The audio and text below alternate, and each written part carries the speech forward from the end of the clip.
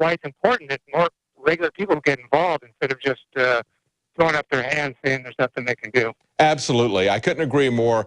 Thank you so much for talking to us. You're a very good example of how people can get some things done at the local level. I understand people's skepticism, but I don't understand the cynicism of just throwing up your hands and saying the system is too corrupt, it's hopeless, we can't do anything. That's exactly what they want you to do. I really appreciate you people at the Free State Project in New Hampshire, and especially you, Mark Warden, for standing up and fighting for liberty up there. Thank you so much.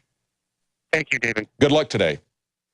And again, a good example of why participation in the electoral process, if you do it strategically, can be effective. And of course, New Hampshire is a unique situation. That's why it was picked by the Free State Project. It's a very small state to start with, and the ratio of people to their representatives is very small. The amount of money that's in play there is very small compared to most states. Nevertheless, you can still do something at the local level. There is still a lot of power that is just sitting there that we could turn towards serving the cause of liberty.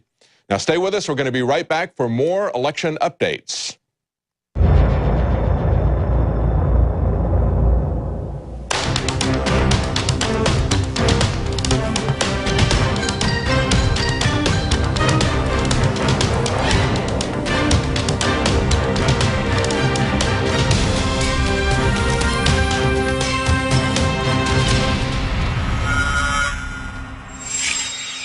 And welcome back to our continuing coverage. This is the final stretch here at InfoWars. Our great panel here, John Bound and also Rob Dew.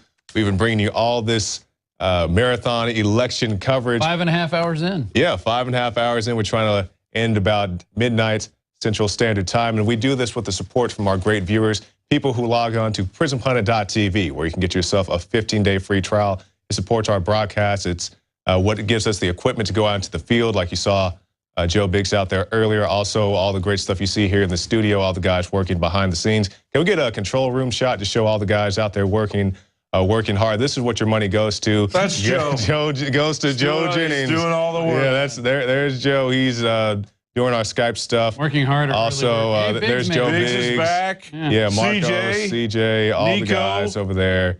So Ricardo. Yeah, that's what it goes to. So that's what you guys support. You go to prisonplanet.tv, or you go to the InfoWars shop and you get some of our high-quality products. So like, Rob D, what do you have over there? Look, check this out. The last 5.5 hours, 6, is brought to you by the Wake Up America blend. If you can get that on camera 4 over there, if that one's still up. Yeah, there it is. You have the Patriot blend and the Immune Support blend. This is what we've been drinking all night.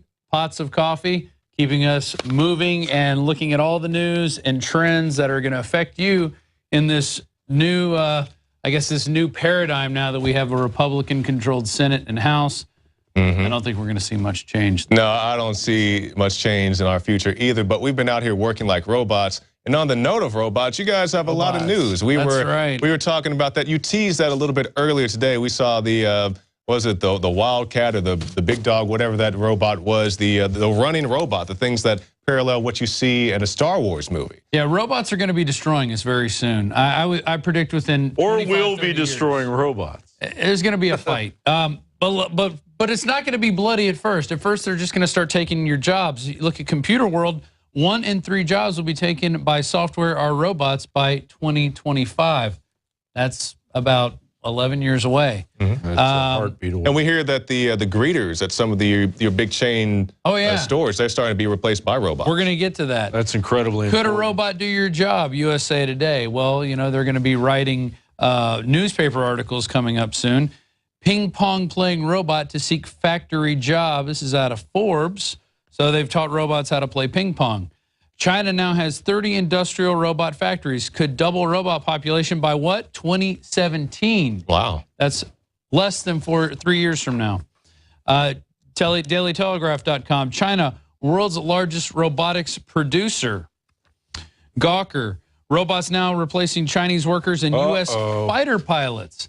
Yeah, and it's not just those. Those are the ones that are actually going to come out there and take you out when fear in the hearts of the lazy. Correctly. This is interesting. They've taught this group of robots here, these drones, how to fly in formation and do different maneuvers. So imagine surrounding you at that point and then tasing you. That's what That's the future right there. Robots really are coming for your job, and there's nothing you can do about it. Nothing a baseball bat won't fix. Right? Germany, thousands of jobs to be replaced by robots. Bound, you have some people whining about minimum wage. Well, what's going to happen? I heard you guys talking earlier about the minimum wage jobs you endured. And I was a cook for a very long time. And, of course, I flipped many a burger. And now the robots are going to be flipping those burgers. Well, I tried to picture myself without a job, and there's a restaurant full of robots making hamburgers. And what are the robots doing when they get off of work? Are they getting in a car and going home to their robot families? Are they paying into the system? Who thought of this whole robot thing? Because it's stupid. It's stupid. The whole system is completely filled with stupidity. What contribution are the robots going to give humanity or themselves? Well, the whole thing was that the robots are going to take the jobs that we don't want to do, and thereby freeing us up to do lots of other things. Like not have a job. Exactly. But then, along with that is not going to be free rent and free food stamps, although they'll probably will have lots of food stamps for those people. But it's going to be, we're going to be destitute. Robots will be the worker class, right? And then there'll be an upper class of controllers. Of course, yeah, right. And they'll belong to they'll belong to a select elite that will control them from their ivory towers, which we, as a population of destitute and starving people, unless we're taken out by Ebola or God knows what, SWAT teams, what they have planned for us, are going to come down. And I mean, what reality are they creating for themselves? Yeah, and this is the reality. We talk about it here all the time about the reality we're dealing with. What reality are these controllers creating for themselves? Because it's going to be an elite few, and they're going to be surrounded with their little robots. And there's going to be millions of us with children that we got to feed, with futures that we were going to have here in America, a place that was born of the individual, that was born of invention. We invented robots. We invented the hamburger, for crying out loud. We will invent going into that ivory tower and taking out the elite. I know that's maybe a little too out there, too positive to think, but if you think about it, what do they have going for them? How far can they protect themselves from what's coming to them? Yeah, and the point I was going to make is when we think about everybody who's out there who may be skeptical, oh, robots aren't going to take over. Think about what happened with your big video stores, your big chains, and now you have what? Redbox. Redbox. And and Redbox is essentially a robot. Yeah, it's very convenient, but it took away the job of the person who stocks the shelves, who the told manager. You about the new movies. Yeah. You might like this. You might like that. That personal service is now gone. But then it's all done with algorithms through Facebook. But then again, there are people being paid at Netflix to make better movies than what's being made in Hollywood. So as we as Americans invent, technology takes over and we move forward. But this is complete lunacy, where robots are going to protect this elite few.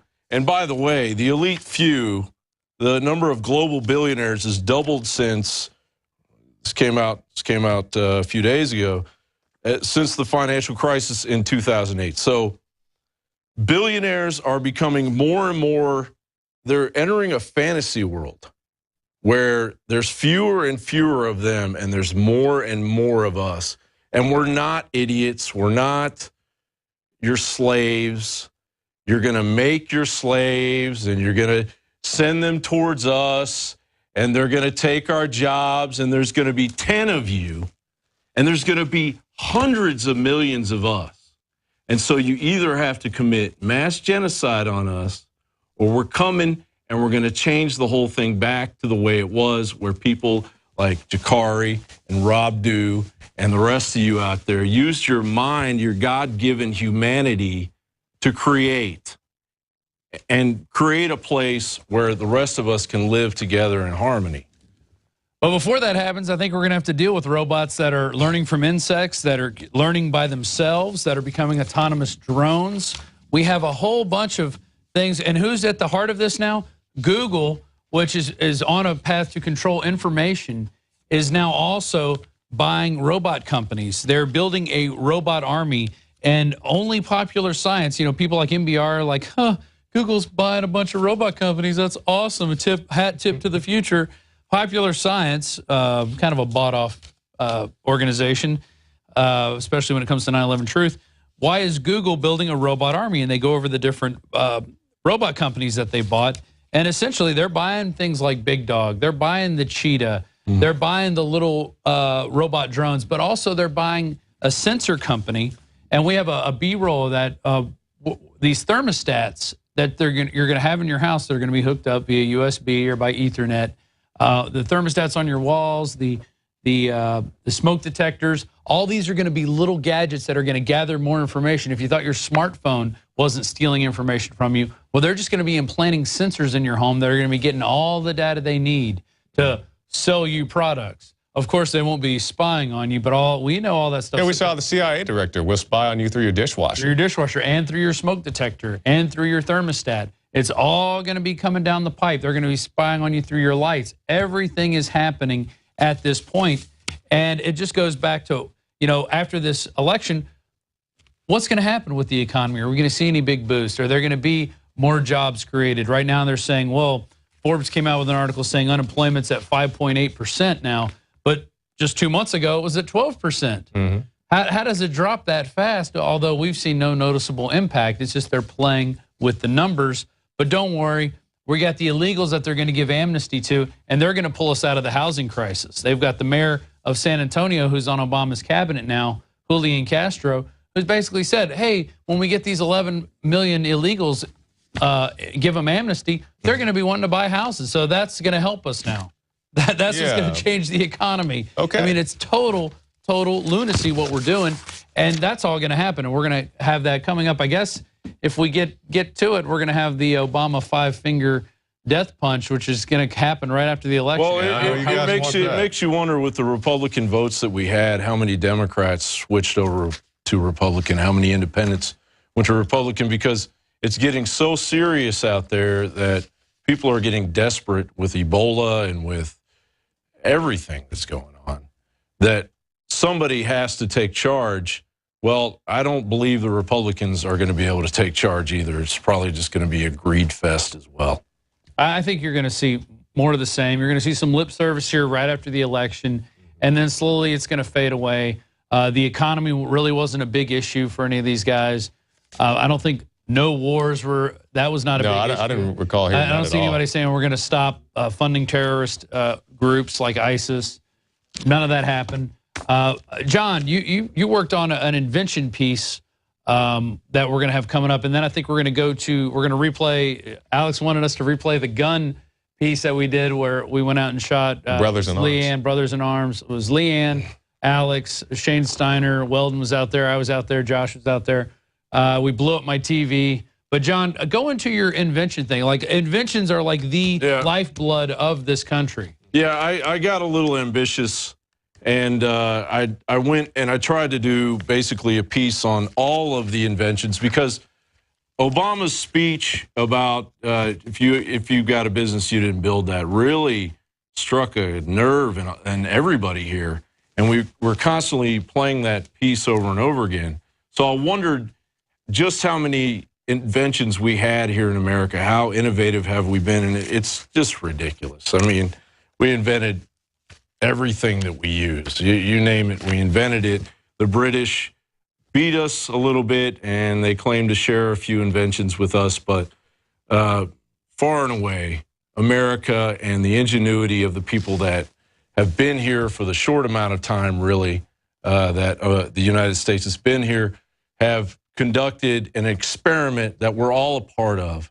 And what it comes down to is the fact that it's about you, and it's about your creative inventiveness. It's about you not giving in to the socialist agenda and believing that what Obama is telling you in this speech, which could possibly be the stupidest and worst speech of a president of a human being, when you really dissect it, what he's telling you is for you to be his slave.